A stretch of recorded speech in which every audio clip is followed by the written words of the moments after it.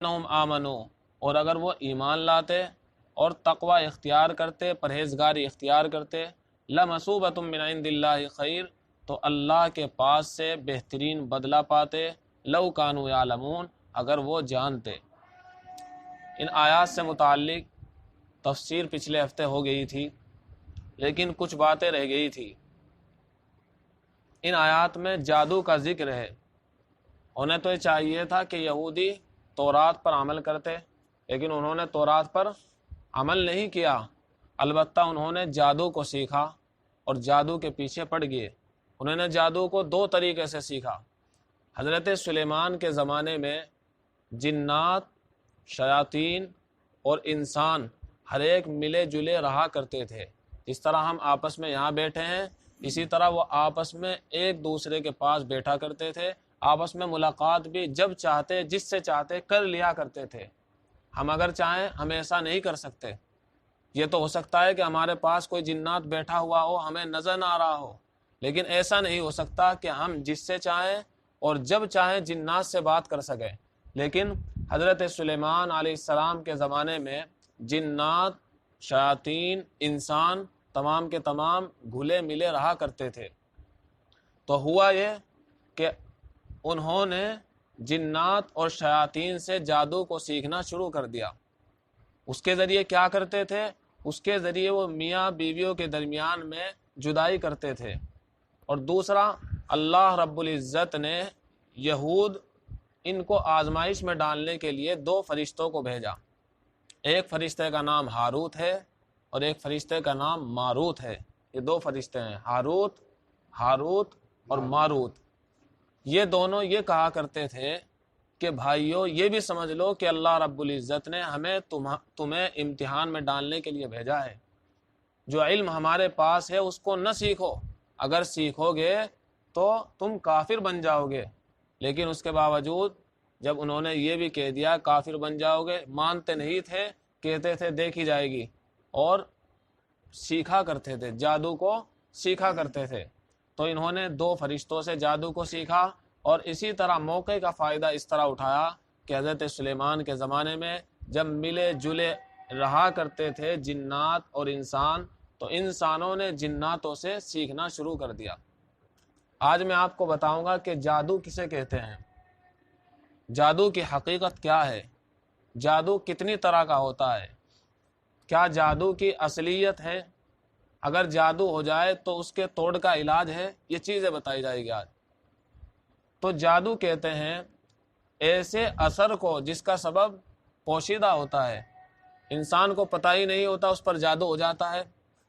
تو جادو کہتے ہیں ایسے اثر کو جس کا سبب پوشیدہ ہوتا ہے۔ پھر جادو دو طرح کا ہوتا ہے۔ کتنی طرح کا ہوتا ہے؟ جادو دو طرح کا ہوتا ہے۔ کسی انسان پر جادو کیا گیا یا جادوگر نے جادو دکھایا، لیکن حقیقت میں اس کا کوئی وجود نہیں ہوتا۔ ایک تو جادو وہ ہوتا ہے کہ حقیقت میں اس کا کوئی وجود نہیں ہوتا، ہوتا یہ ہے کہ انسانوں کی بد نظری کر دی جاتی ہے، نظر بند کر دی جاتی ہے، انسانوں کی نظر بند کر دی جاتی ہے، ہوتا کچھ ہے اور دکھائی کچھ دیتا ہے، لیکن حقیقت میں اس کا کوئی وجود نہیں ہوتا۔ چنانچہ فرعون کے زمانے میں حضرت موسیٰ علیہ السلام جب اللہ کا پیغام پہنچانے کے لیے فرعون کے دربار میں پہنچے ہیں، تو فرعون نے 70,000 جادوگروں کو جمع کیا۔ کتنے؟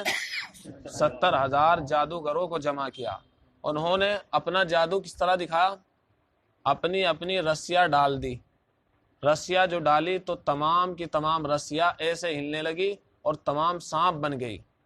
حقیقت میں وہ رسیاں تھی، لیکن انہوں نے نظر بند کی، جتنے بھی وہاں موجود تھے سب کو ایسا محسوس ہو رہا تھا کہ یہ رسیاں نہیں ہیں بلکہ کیا ہے، یہ تو سانپ ہیں، ایسے چل رہے تھے تمام کے تمام سانپ۔ تو وہ حقیقتاً وجود نہیں تھا ان کا، لیکن انسانوں کی آنکھوں پر ایک طرح کا اثر کر دیا جاتا ہے جس سے اس کو محسوس ہوتا ہے کہ واقعتاً یہ تو یہی چیز ہے جو مجھے دکھائی دے رہی ہے، جبکہ وہ چیز نہیں ہوتی جو دکھائی دے رہی ہے۔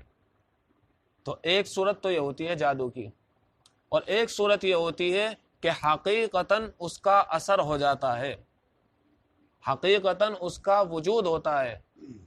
مثلا کسی انسان پر جادو کرا دیا گیا، وہ مر جاتا ہے، کسی انسان پر جادو کرا دیا گیا وہ بہت بڑا بیمار ہو جاتا ہے۔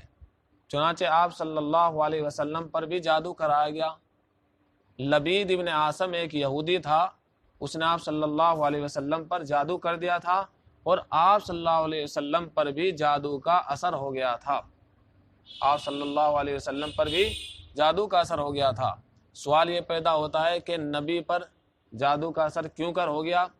تو اس کا جواب یہ ہے کہ اللہ کے نبی صلی اللہ علیہ وسلم کو کفار مکہ جادوگر کہا کرتے تھے، تو اسی لیے اللہ رب العزت کی طرف سے ایک آزمائش ہوئی، لبید ابن عاصم نے جادو کیا تو اس کا اثر ہو گیا۔ یہ بتانے کے لیے آپ صلی اللہ علیہ وسلم جادوگر نہیں ہیں، اگر جادوگر ہوتے تو ایسا نہ ہوتا۔ دوسرا جواب اس کا یہ ہے کہ اللہ رب العزت اپنے نبیوں پر جو دنیاوی مصیبت ڈال دیتا ہے وہ ان کے درجات کو بڑھانے کے لیے ڈالتا ہے، تو یہ ایک طرح کی بیماری تھی۔ جس طرح مومن پر، نبیوں پر جب بیماری آ جاتی ہے تو ان کے درجات کو بڑھا دیتی ہے، اسی طرح ہمارے نبی پاک صلی اللہ علیہ وسلم پر جو جادو ہوا تھا یہ آپ کے درجات کو بڑھانے کے لیے تھا۔ جس طرح اور چیزیں پیش آئی، آپ کو ستایا گیا، آپ پر پتھر برسائے گئے آپ کے درجات کو بلند کرنے کے لیے، اسی طرح یہاں بھی کیا گیا۔ تو یہ ہے جادو۔ جادو دو طرح کا بتایا گیا، ایک جس کا کوئی وجود نہیں ہوتا، بس انسانوں کی نظروں پر کچھ اثر ڈال دیا جاتا ہے جس کی بنا پر ان کو جو دکھتا ہے اسی کو حقیقت سمجھ لیتے ہیں، جبکہ وہ حقیقت نہیں ہوتا۔ جیسا کہ عام طور پر تماشا دکھانے والے بھی کرتے ہیں، کسی انسان کے گلے کو کاٹ دیا جاتا ہے جبکہ حقیقتاً وہ کاٹتے نہیں ہیں، بلکہ نظر بند کر دی جاتی ہے انسانوں کی۔ دیکھنے والوں کو، ہم سب کو یہی محسوس ہوتا ہے کہ اس کے گلے پر چھری پھیر دی، جبکہ وہ پھیری نہیں جاتی ہے، وہ نظر بند ہوتی ہے۔ تو یہ اصل میں اس کا کوئی وجود نہیں ہوتا، اور دوسری صورت وہ ہوتی ہے کہ اصل میں اس کا وجود ہوتا ہے۔ اب سوال یہ پیدا ہوتا ہے کہ جادو کس طرح سیکھا جاتا ہے، جادو سیکھنے کے لیے کیا کہنا پڑتا ہے؟ تو آپ سن کر حیرت میں رہ جائیں گے کہ جادو کس طرح سیکھا جاتا ہے۔ جادو سیکھنے کے لیے نعوذ باللہ قرآن پاک کی توہین کہنی پڑتی ہے۔ ایک صورت تو یہ ہوتی ہے کہ جادو سیکھنے کے لیے قرآن پاک کی توہین کہنی پڑتی ہے، بعض صورت میں جادو سیکھنے کے لیے نعوذ باللہ اپنے پاؤں پر قرآن کریم کی آیات کو لکھا جاتا ہے، اور بعض صورت میں بعض مرتبہ ایسا ہوتا ہے کہ قرآن کریم کو حیض کے خون سے لکھا جاتا ہے نعوذ باللہ، اور بعض مرتبہ ایسا ہوتا ہے کہ انسان اپنی بیٹی سے زنا کرتا ہے جادو سیکھنے کے لیے، بعض مرتبہ جادو سیکھنے کے لیے اپنی ماں سے زنا کرتا ہے، اور بعض مرتبہ غرض یہ کہ جتنی بھی نافرمانیاں ہو سکتی ہے وہ تمام کی تمام کرتا ہے۔ بعض مرتبہ جادو سیکھنے کے لیے یہ کہنا پڑتا ہے کہ اس کو پورے دن ناپاک رہنا پڑتا ہے، اس کو احتلام ہو گیا، اس پر غسل واجب ہو گیا، تب بھی وہ غسل نہیں کرے گا بلکہ ناپاک رہے گا۔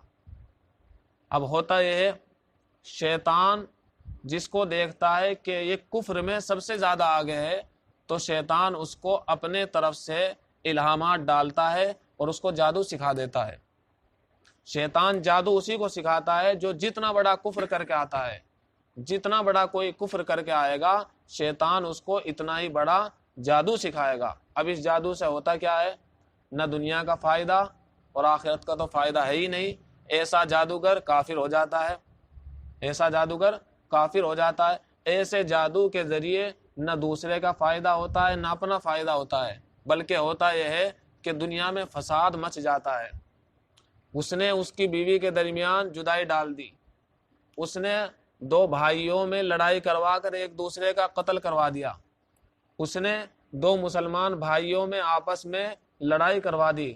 غرض یہ کہ تمام شیطانی اثرات کا اس سے ظہور ہو جاتا ہے اور انسان اس طرح کی چیزیں کہنے لگ جاتا ہے، تو یہ ہوتا ہے اس جادو کا اثر۔ اور یہ جادو کا اثر ہوتا ہے، یہ قرآن سے بھی ثابت ہے، آپ صلی اللہ علیہ وسلم پر بھی جادو کا اثر ہو گیا تھا۔ تو آپ صلی اللہ علیہ وسلم پر بھی جادو کا اثر ہو گیا تھا۔ اس کے توڑ کے لیے اس کے توڑ کا علاج بھی ہے۔ اس کے توڑ کا علاج یہ ہے کہ معوذتین پڑھی جائے، قل اعوذ برب الفلق، قل اعوذ برب الناس جو پڑھتا ہے تو جادو کا اثر ختم ہو جاتا ہے۔ ایسے ہی جس مکان کے اندر سورہ بقرہ پڑھی جاتی ہے، کون سی سورت؟ سورہ بقرہ، سورہ بقرہ پڑھی جاتی ہے، وہاں شیطان کے اثرات نہیں ہوتے۔ ایسے ہی جو آدمی اپنے گھر سے بسم اللہ وعلی برکت اللہ کہہ کر نکلتا ہے تو شیطان اس سے پیچھے ہٹ جاتا ہے، اس کے پاس نہیں لگتا۔ جب پاس نہیں لگے گا تو اپنے اثرات بھی نہیں چھوڑے گا۔ ایسے ہی بہت سارے طریقے ہیں جو قرآن اور احادیث میں ذکر کیے گئے ہیں کہ یہ کہنے سے شیطان کے اثرات ختم ہو جاتے ہیں۔ ایسے ہی شیطان خبیث ہے، ناپاک چیزوں کو پسند کرتا ہے۔ بیت الخلاء کے اندر بھی شیطان رہتے ہیں، بیت الخلاء کے اندر بھی خبیث قسم کے شیطان رہتے ہیں۔ جو آدمی بیت الخلاء میں دعا پڑھ کر نہیں جاتا تو یقینی طور پر شیطان اس کے اندر اثر ڈال دیتا ہے، برے اثر ڈالتا ہے۔ پھر انسان کہتا ہے نماز میں دل نہیں لگتا، عورت کہتی ہے نہ جانے کیسے کیسے ذہن میں وساوس آتے ہیں۔ اس کی وجہ یہی ہوتی ہے بیت الخلاء میں جاتے ہیں، یقینی طور پر وہاں شیطان رہتے ہیں، خبیث شیطان رہتے ہیں، اور بری حرکتیں کرتے ہیں انسان کے ساتھ، ہمیں محسوس بھی نہیں ہوتا۔ بس یہ ہوتا ہے کہ قرآن کی لذت ختم ہو جاتی ہے، نماز کی لذت ختم ہو جاتی ہے۔ تو بیت الخلاء میں داخل ہونے سے پہلے جو بسم اللہ پڑھتا ہے تو پھر شیطان کے اثرات ختم ہو جاتے ہیں، اور جو دعا پڑھ لیتا ہے پھر تو یقینی طور پر شیطان کے اثرات ختم ہو جاتے۔ لیکن اتنا تو کر لینا ہی چاہیے، بیت الخلاء میں داخل ہونے سے پہلے بسم اللہ پڑھ لینی چاہیے، اور ساتھ میں اللہم انی اعوذ بک من الخبث والخبائث۔ دوسری چیز ہے تعویذ، جھاڑ پھونک۔ جھاڑ پھونک آپ صلی اللہ علیہ وسلم سے بھی ثابت ہے۔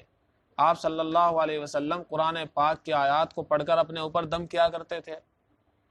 اور رہا تعویذ کا ثبوت بھی حضرت ابن عمر رضی اللہ تعالی عنہ، حضرت عبداللہ ابن عباس رضی اللہ تعالی عنہ،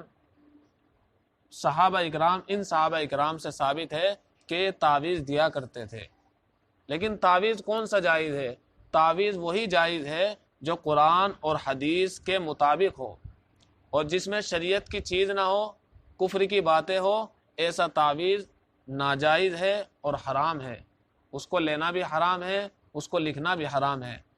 یہ بہت سے تعویذ کہنے والے ایسے ہوتے ہیں جو عالم نہیں ہوتے، بلکہ کتابوں میں دیکھ کر تعویذ لکھ کر دے دیتے ہیں، اور بہت ساری کتابیں مارکیٹ کے اندر، کتب خانوں کے اندر ایسی آ رہی ہیں کہ جن میں کفر کی باتیں لکھی ہوئی ہے۔ اب وہ آدمی اپنے ہاتھوں سے کفر لکھ رہا ہے اور دوسرے آدمی کو دے رہا ہے۔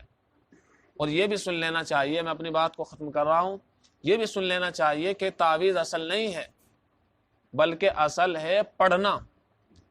آپ صلی اللہ علیہ وسلم کے پاس جب کوئی مصیبت زدہ آیا کرتا تھا تو آپ بتایا کرتے تھے یہ دعا پڑھو، آپ بتایا کرتے تھے قرآن کریم کی یہ آیت پڑھو، آپ بتایا کرتے تھے آیت الکرسی پڑھو، سورہ یاسین شریف پڑھو، سورہ بقرہ پڑھو، آپ بتایا کرتے تھے بسم اللہ الذی لا یضر مع اسمہ شیء فی الارض ولا فی السماء وہو السمیع العلیم۔ اس طرح آپ صلی اللہ علیہ وسلم بتایا کرتے تھے۔ تو اصل پڑھنا ہے، لیکن مثلا بچے ہیں تو بچوں پر دم کیا جا سکتا ہے، بڑوں کو جہاں تک ہونا چاہیے پڑھنا چاہیے، اس لیے کہ تعویذ اس طرح کے دیے جا رہے ہیں، ہر کوئی عالم نہیں ہے، اس طرح کے تعویذ دیے جا رہے ہیں جن میں کفریہ باتیں لکھی ہوئی ہوتی ہے، جن کا پہننا ناجائز اور حرام ہے۔ اور یہ بھی سن لینا چاہیے کہ جادوگر کی بات آئی، جادوگر کی زندگی بالکل تباہ ہو کر رہ جاتی ہے۔ جادوگر کو میں نے ابھی بتایا کہ نہ دنیا کا فائدہ ہوتا ہے نہ آخرت کا فائدہ ہوتا ہے۔ کیا نقصان ہوتا ہے؟ اس کی بیوی کا اس سے جھگڑا رہتا ہے، اس کے گھر والوں کا اس سے جھگڑا رہتا ہے، اس کے بیٹے کا اس سے جھگڑا رہتا ہے، حتیٰ کہ جادوگر پر یہ نوبت آ جاتی ہے وہ اپنے آپے سے ہی پریشان ہو جاتا ہے۔ کیوں؟ اس لیے کہ اس نے اللہ کے ذکر سے اعراض کیا، اللہ کے قرآن کی نافرمانی کی، شریعت اسلامیہ کی نافرمانی کی۔ تو یہ چیزیں آج کے درس میں آپ کو بتائی گئی۔ اللہ رب العزت ہم سب کو ان باتوں پر عمل کرنے کی توفیق مرحمت فرمائے۔ جادو سے بچنے کے لیے جو دعائیں بتائی گئی ہیں ان پر ہمیں عمل کرنے کی توفیق مرحمت فرمائے، اور قرآن کریم ہی کے ذریعے اور آپ صلی اللہ علیہ وسلم کی بتائی ہوئی دعاؤں ہی کے ذریعے ہمیں اپنا علاج کرتے رہنے کی توفیق مرحمت فرمائے۔